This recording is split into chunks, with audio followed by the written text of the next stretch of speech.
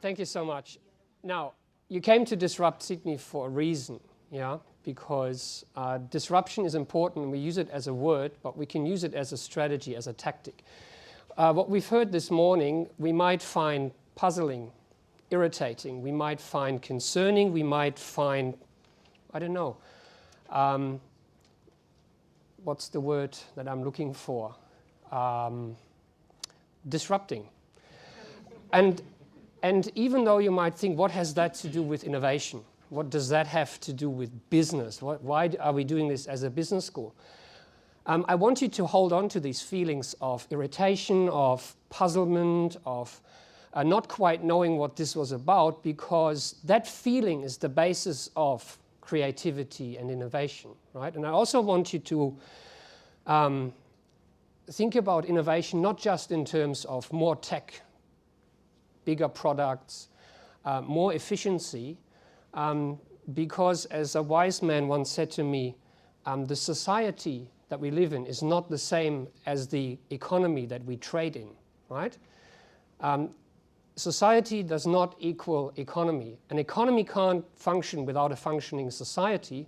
And if we treat the society merely as an economy and treat people just as objects to be traded, to be managed, as resources to be exploited, we're missing the point of why we're doing innovation for the betterment of society and the world we live in.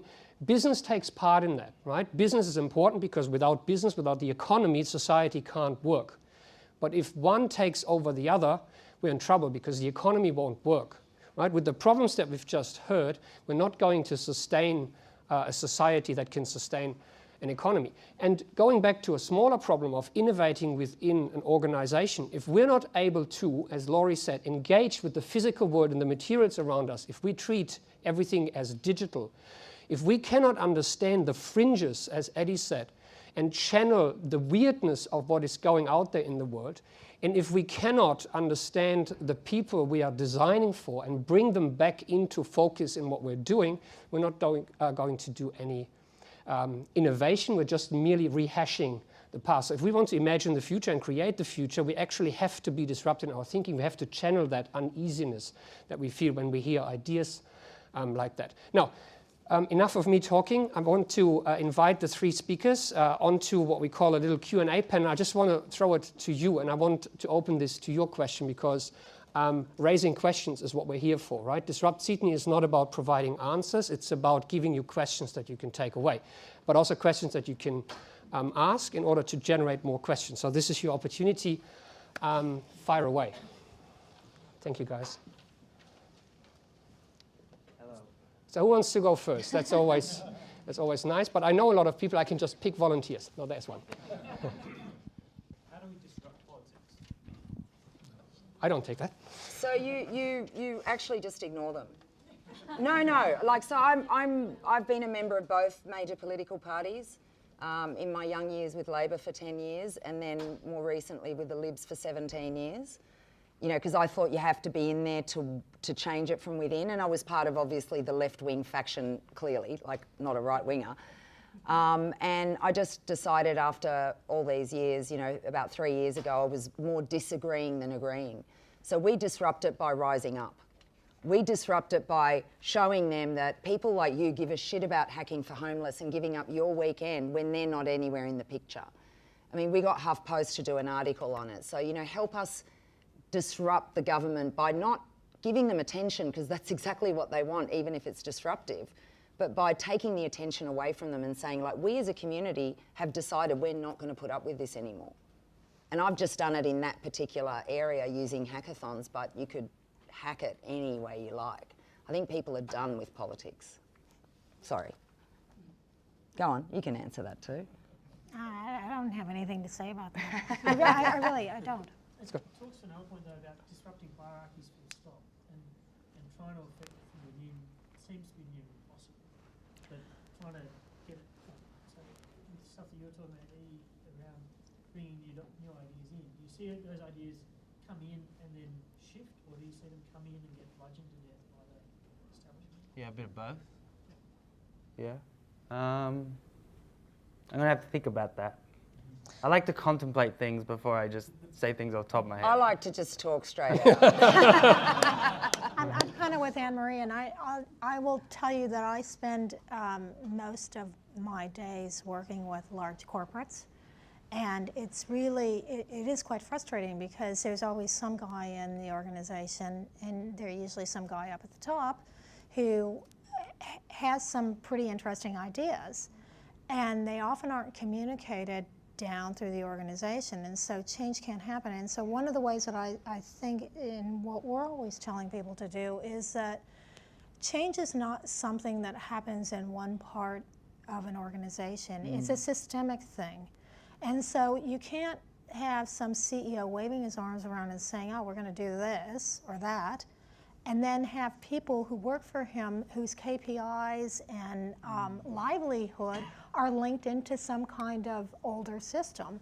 So if you're, when a change is happening, that change has to go across every aspect of the business. And I'm usually dealing with changes in physical environments, but I say physical environment doesn't act on its own. This isn't the field of dreams where you build it and they will come. It's new leadership styles, it is new ways of communicating, it's technologies that support that, and it's work with people to change their mindsets. That's how you make change happen in a business. It has to be, but it has to be that kind of more comprehensive approach. And it has to be, take people with you even in that context, right? So you've got, that's why I really have a problem with innovation labs and things like that and teams, right? Because basically what you're saying to everyone else is, you're not the innovator, sweetie, back down, it's over there, that's the team, so go to them. And then they're like, oh, you know, like I often think how many, in any corporation, do they get the call center people, right? Call center people are there in the coalface, and yet they will never be part of an innovation lab or meeting group or whatever because, you know. But I'm not contradicting that, because that's absolutely true. When we encourage organizations to bring all those people in, what happens is you come down to money. Oh, that person won't be billing their whatever they're meant to be billing, or they don't feel that they can contribute. And so it's really challenging to shift people's focus to a longer-term view, because that's the longer-term view. If they buy into the longer-term view, clearly they'll recognize that the company, what runs the company are the people that work for the company.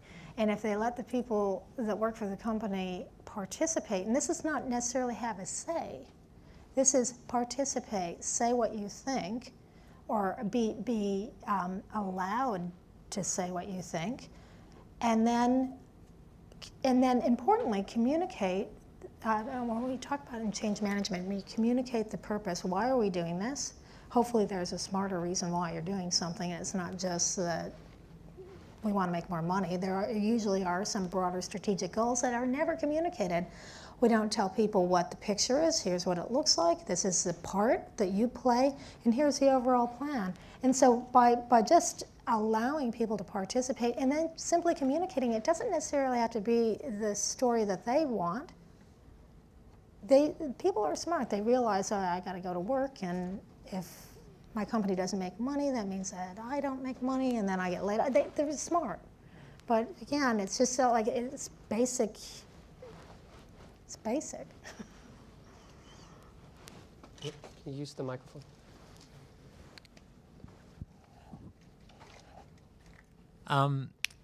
I was trying to, the great talks from all of you, trying to look at something in common. There seems to be a bit of cynicism about data. In the era of big data, would you like to, back up your claims with some evidence, please? And Anne-Marie said it too. I don't have anything against data, but I think that you have to consider the source of the data. Yeah. And as I was saying, when I said technology doesn't release you from responsibilities, neither does data, and that's what I've seen a lot of organizations do. They're too frightened to make a decision. They're very risk averse. They don't want to take the long-term view. They want to take the short-term view, and so they park the decision by saying, "Oh, we're going to collect some data," and then they just They collect a lot of data, but they rarely analyse it. Or they don't believe it. Or they don't believe it, or they bend it, and certainly in government, that's what I can tell you, is they bend it to tell you a story that isn't simply true. So I love data because I learned the business case using data, and given that I was so dyslexic at maths, it was like quite a triumph. But I realised that I needed people. Like if the data was out about people, I can get it. And you've heard me speak about data today and give you a whole lot of numbers. But if you ask me to look at that and to give you the standard deviation below the mean of that, I just don't get it. But I can tell you how many people are homeless and how many people are falling through the cracks. So I think that data is like a prism. So each of us have a part of that source of truth. And until we integrate it and bring it all together, we will not have the source of truth for any paradigm. So what I hear you say is you need data to be in context, right? You need data to be relevant to a problem, not to be removed, to be a sort of a layer in its own right? It has to be attached to some context. I want to bring Eddie in here because the context that you've been traversing in your career, they're very alien to the people to whom they should be relevant, right? Because most of the innovations that got us to this point and that will take us forward have originated at the fringes, right? One of the examples that I often use is MP3, right? That came out of academic research. Napster came out of some dorm room. And the things weren't taken seriously by a lot of people for whom they had quite significant consequences down the track. So what do you do early to bring that context in, right? Because data won't do the trick without the context because people don't really know what the fringes are. So how do you make that intelligible to people? Oh, models and stories. Models can provide context. I throw around Clay Christensen a lot because that tends to work, but I think... So that gets you the attention. Yeah. Yeah. Throw in Clay Christensen, throw in a bit of Dan Tapscott. That gets them in. And then, once they have that initial map, like a compass, then they're able, why am I saying they? People are able to take that step further, and then they be able to devise their own map, their own sense making. And I think that's when you kind of get your aha moments. Yeah, and I think that's a valuable lesson here, right? And story is, I think, a good word. We often tend to dismiss stories as just stories, right? But if we think about it, data for us is only intelligible once we have a powerful narrative and a story behind that we can act on. So data is really powerful because we live in a world where quantifiable evidence just counts, right? But without the human stories and the things that come with that, we're not going to be able to actually bring that to life and take that forward and make it relevant to people and get the kind of commitments from people that we need in order to gain momentum. What you said, the human oversight, the human interaction with data. And I think we learnt a very big lesson from the Centrelink robo-debt, where they just removed the human oversight and then it all went to shit, like literally. And people have committed suicide over those decisions and all sorts of stuff going on because we looked at the numbers without realising that they were people, that it was people's lives, and that we didn't have the people there that could look at the data and say, well, yeah, theoretically that looks like it's going to work, but it actually isn't, because you can't overlay taxation data, which is 12 monthly, over social security data, which is fortnightly. And before we take the next question, I also want to mention that it was journalism and people actually telling the human stories around this to bring this to the fore and actually 100%. Make it an issue for Australians. And journalism is one of those professions that are under threat from automation, right? Because we live in a world where we believe data and facts is all that counts, right? Journalism is just piping information down a network, right? But it is those stories that bring that to life and make it relevant. And that's the same in business, and that's how we make decisions as well. I'd like to add something to that, and that's a perfect point to add it. When businesses look at stories, I think it's important that they look at more than one story and they think through they do straw man scenarios, and they think through what are the possible outcomes if they act or if they don't act. And that can help with, as I said earlier, some businesses are risk averse. And what I'm doing the same thing as you, what those people often don't recognize is that inaction, and this kind of ties into what Anne-Marie was just saying, the inaction is also, there are severe consequences with inaction. So sometimes you're frightened to move forward, you're frightened to do, invest a certain amount of money or go down a particular path, but the alternative path is not particularly attractive either, and we need to show a variety of paths. We have time for one more question before we all have a well-deserved coffee over there. Tim? Hi. I just want to follow on from what Scott's point before, and rather than focus on disruption, but focus on the disruptors. So, being a disruptor or on the fringes or on the edge of organisation institutions is hard work. How do we support the people who are on these edges to, survive, not lose their minds, and maybe even thrive? That's a good question. That's his. So powerful. So powerful. Psychological safety. Yeah. That's it. That's what it fundamentally comes down to. If you don't feel psychologically safe, you're not going to be willing to say something that doesn't make sense yet, or just willing to try things. I think intuition's really powerful, but we might not understand what our intuition means. So I would. That's the fundamental. Look after the intrapreneurs, and they may not know who they are. Because I spent 30 years doing what I did, and it was a woman from the tech startup world that said, "You're an entrepreneur." And I'm like, no, I'm a policy wonk. I do policy and strategy, that's what I do, and comms. But it took me years to actually be able to own that title because I was trying to shake things up from the inside. And I really literally, and I'm not afraid to say this anymore, was on my knees of despair, of thinking there must be something wrong with me, because how can all these smart, well-paid people in this whole government department not get this stuff? Like, really. So look out for those people. They may not know who they are. Support them. Get them to come along to some of these hackathons and meetups where they'll find their people, as I did.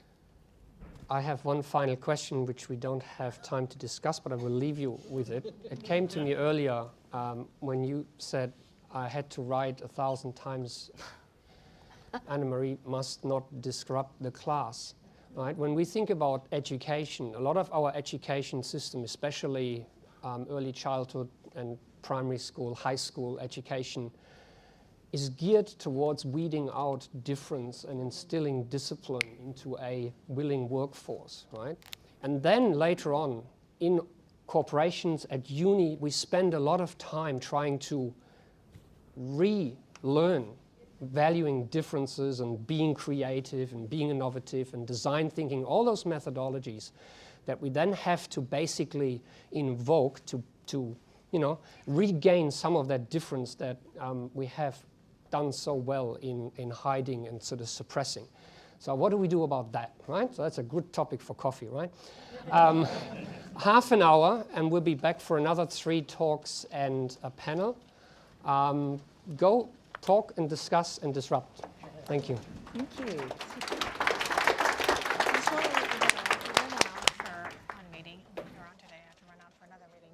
Keep coming back, so I just wanted to let you know. So No, it's good. just pissing off. Thank you.